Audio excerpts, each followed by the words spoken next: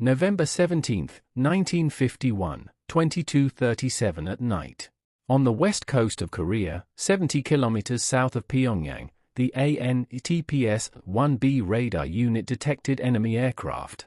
Radar operator Sergeant Daniel Morrison was looking at the screen. 3 targets. Speed, 510 kilometers per hour. Altitude, 3,800 meters. Direction, southeast, directly toward American lines. No IFF signal. He checked again. IFF was still silent. Morrison turned to his commander. Unidentified targets, sir. Probably enemy. The commander confirmed. Night fighter aircraft were scrambled. 8 minutes later, 3 B-29 Superfortress bombers were shot down. All were American aircraft. The pilots had followed orders correctly. The radar was working properly. The IFF system was technically flawless. But the result was wrong. The problem was not in the machines. The problem was in the system's assumptions. The Korean War was the first major test of radar technology. Radars had been developed during World War II, but they were mostly used for coastal defense and ship detection. Korea was the first war where radar technology operated continuously day and night in complex, mountainous terrain under heavy air traffic. The American Army had deployed mobile radar systems like the ANTPS-1B and ANCPS-5. These radars could theoretically detect aircraft at a range of 200 kilometers. In reality, Korea's topography reduced this range by half. Mountains caused signal reflection. Valleys created dead zones. And most importantly, each reflection had the potential to generate a ghost target. The IFF system was designed to distinguish friend from foe. Identification friend or foe. The system was simple. Every Allied aircraft was equipped with a transponder. When the radar signal reached the aircraft, the transponder automatically sent a specific code. When the radar received this code, a friendly indicator appeared next to the target on the screen. If no code came, the target remained unidentified. Unidentified probably meant enemy. But here, the word probably was critical. Because probably was not certain. And in war, uncertain information could lead to deadly decisions. Sergeant Morrison was 24 years old. He had trained for 6 months at radar school. He knew the IFF system well. He detected dozens of aircraft every shift. Most sent friendly signals. Some did not. Aircraft that did not send signals were generally enemy. The Korean People's Army and Chinese aircraft did not carry IFF transponders. Soviet-made MiG-15 fighters did not carry them either. So if there was no IFF signal, the enemy assumption was logical. But logical did not always mean correct. The 3 targets that appeared on Morrison's screen that night fit the classic enemy profile. The speed was high, over 500 kilometers. The maximum speed of MiG-15s was 1,050 kilometers per hour. But operational speed was generally around 600. 510 kilometers was a reasonable MiG speed. The altitude was also appropriate. 3,800 meters was medium altitude bombing height. The direction was definitely suspicious. North to south, directly toward American lines. And most importantly, IFF was silent. There was no friendly signal. Morrison followed the procedure. He reported to the radar control officer. The officer notified Air Defense Command. Command directed the night fighter patrol. The system worked flawlessly. Everyone did their job correctly. But the data was wrong. The B-29 Superfortress bombers had attacked a military target that night in Sinuaju, near the Chinese border. 3 aircraft had dropped their bombs and entered the return route. Pilot Major Robert Hayes was commanding the flight. The navigator had calculated the route. The return would turn east then southeast. Standard procedure. Everything was going according to plan. But Hayes was unaware of one thing: his aircraft's IFF transponder was malfunctioning.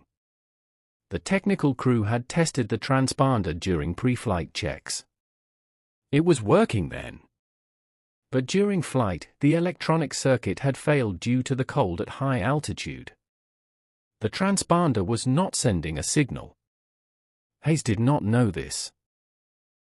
Because there was no transponder malfunction warning in the cockpit. The system had shut down silently.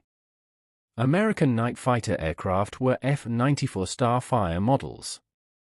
They were two-person jet aircraft. The pilot sat in front, the radar operator in back. The radar operator used air-to-air radar mounted in the nose of the aircraft. When ground radar transmitted target coordinates, the fighter aircraft flew to that area and searched for the target with their own radar. That night Lieutenant Carl Jensen was piloting an F-94. The radar operator behind him detected the target. Contact, 12 miles ahead. Jensen accelerated. "Is there IFF?" he asked. "Negative." "No IFF." Jensen readied his weapons. The procedure was clear. A target without an IFF signal, coming from enemy territory, flying at high speed, enemy assumption. Fire authorization was granted. But Jensen hesitated. Major Hayes's BA-29 was a huge aircraft. Wingspan 43 meters, length 30 meters. The MiG-15 was a small fighter aircraft. Wingspan 10 meters, length 11 meters. On the radar screen, target size was not visible. Just a dot. But could Jensen see the silhouette? It was night darkness. There was little moonlight. Clouds were low. At 3,800 meters, visibility was limited. Jensen approached. He came within 2 miles. He still could not see. The radar operator was insistent. "Target locked, sir." "You may fire." Jensen hesitated once more. Then he thought, Morrison detected it, command approved it, no IFF, the area is enemy territory. Everything says enemy.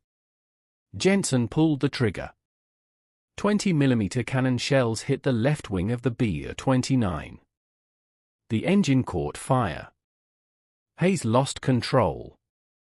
"We're hit," he shouted. But by whom? From where? Why? The co-pilot tried to extinguish the flames. It was no use. Hayes gave the order, "Abandon." The crew jumped with parachutes. 11 people. 9 survived. 2 died while exiting the aircraft. The BA-29 crashed into the mountain. Jensen turned to another target. He fired on the second BA-29. Then the third. Both fell. 3 aircraft total. 33 crew members. 28 survived. 5 died. All friendly fire. All system error. At 6:15 in the morning the truth was understood. The B-29s had not returned. Base Command launched search and rescue. The surviving crew was found. They told their stories. An American aircraft fired on us. Base Command was shocked. How could this be? Radar records were examined. Morrison's reports were read. Jensen's combat log was checked. Everything was according to procedure. Everyone had done their duty. But the result had been disastrous. An investigation was launched. The investigation identified three main errors. First, VFF transponder reliability. The B-29 transponders malfunctioned in cold weather conditions. Electronic components did not work properly at -40 degrees. But there was no malfunction warning system. The pilot did not know the transponder had shut down. Second, radar operator training. Morrison had been trained to assume enemy if there was no IFF signal. But no other verification methods had been taught. Aircraft size, engine sound, flight pattern. These were not checked. Third, lack of visual confirmation. Jensen had not obtained visual confirmation before firing on the target. The procedure did not require it. Radar was considered sufficient. But the radar had lied. Or rather, the radar had told the truth but with incomplete information. Technical analysis revealed a deeper problem. The IFF system was based on two assumptions. First, all friendly aircraft carry working transponders. Second, if there is no transponder, the target is enemy. The first assumption was based on mechanical reliability. But mechanics were not 100% reliable. Especially under war conditions, under stress, cold, vibration. The second assumption was based on logical inference. But logic did not cover all possibilities. The possibility of a malfunctioning transponder had not been included in the system. Mountainous terrain also complicated the problem. Korea's northern regions were full of rugged mountains. Radar signals bounced off mountains and reflected. An aircraft could actually be at point A but appear at point B on the radar screen. Reflection created ghost targets. Sometimes one aircraft appeared as three targets on the screen. Operators had difficulty distinguishing which was real. Morrison had seen three targets that night. But perhaps in reality there was one aircraft reflecting from three different places. Or the opposite, there were 9 aircraft but only 3 were visible. Radar did not provide certainty. It only provided probability. The human-machine trust relationship became critical here. Morrison trusted his radar. Because the radar had worked correctly before. It had detected hundreds of aircraft. Most were correctly identified. This trust came from experience. But trust also created blindness. If the radar said enemy, Morrison did not question it. He did not think of alternative explanations. The system had become authority. And obedience to authority was the foundation of military culture. Jensen was the same way.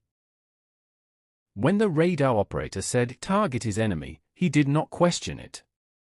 Because that was how the system worked. Upper command had given fire authorization. The procedure was applied. But the procedure was flawed. After the war, the American Air Force overhauled the IFF system. New transponders were produced with cold-resistant electronics. Malfunction warning systems were added. Pilots became able to check transponder status from the cockpit. Radar operators received training in multiple verification protocols. If there was no IFF, speed, altitude, route, size would be checked. Single data would not be considered sufficient. Visual confirmation became mandatory. Before firing, the pilot had to see the target. In night conditions, fighter aircraft began carrying spotlight systems. But the most important change was mental. System authority began to be questioned. Radar was not God. Radar was a tool. And tools could make mistakes. Operators were encouraged to think critically. The question "the system says this but is it logical?" was included in training. Human judgment came to the forefront again. Because machines could process data. But only humans could understand context. On the night of November 17th, 5 soldiers died.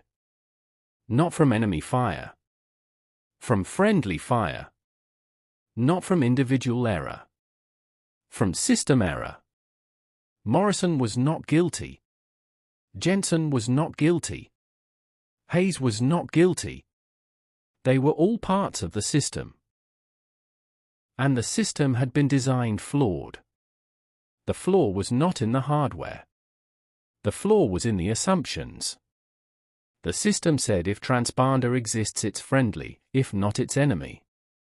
But the real world was not that simple. In the real world transponders malfunctioned. Electronics froze. Signals reflected. And this complexity invalidated simple assumptions. Today, modern IFF systems are much more advanced. They use encryption. They operate on multiple frequency bands. Malfunction detection is automatic. But the principle is the same: if there is a transponder signal it's friendly, if not it's unidentified. Still not certain. Still an assumption. Because no system can cover all scenarios. There is always the unexpected. Malfunction, error, abnormality. And when the unexpected comes, the system collapses. Humans intervene. Or should intervene. Morrison became a radar instructor after the war. For years, he trained young operators. In every class, he told the story of November 17, 1951. The 3 B-29s. The 5 dead soldiers. And he would say, trust the system, but not blindly. Whatever the radar tells you, think once more. Is it logical? Could there be another explanation? Look beyond the data. Because data is not reality. Data is a reflection of reality. And reflections can be deceptive. Jensen never piloted a combat aircraft again after that night. He voluntarily transferred to transport aircraft. He wrote in his diary, "I applied the correct order, I followed the correct procedure, but the result was horrific. I can no longer trust the system. Every time I pull the trigger, I remember that night. I killed 5 of my comrades. Not to win the war, but because of system error." Hayes returned to America with the surviving crew. He continued his military career. But he never forgot. On every flight, he manually checked the IFF transponder. He did not trust the technical crew. Because once trust was broken, it was hard to repair. Once the system betrayed you, there was no return to the system. During the Korean War, a total of 144 American aircraft were shot down by friendly fire. Some were artillery errors. Some were air defense errors. But most were radar and IFF system errors. Technology was designed to protect people. But sometimes technology killed people. Because technology was not perfect. And perfect trust in an imperfect system was deadly. The lesson learned today is this: every system is based on assumptions. And assumptions are simplified models of reality. If reality deviates from the model, the system fails. The failure does not come from the machine, it comes from the model. The solution is not a better machine. The solution is better assumptions. Wider scenarios. More acceptance of complexity. And most importantly, preserving human judgment beyond the system. Because machines process data. Humans understand meaning. And in war, meaning is everything. November 17, 1951, Morrison looked at the screen and saw enemy. But in reality, there was a friend. The system did not lie. The system told incompletely. And incompleteness is more dangerous than lies. Because incomplete information appears correct. People trust what is correct. And trust is the most deadly weapon. 5 soldiers died in the Korean sky. Not from enemy fire. From trust.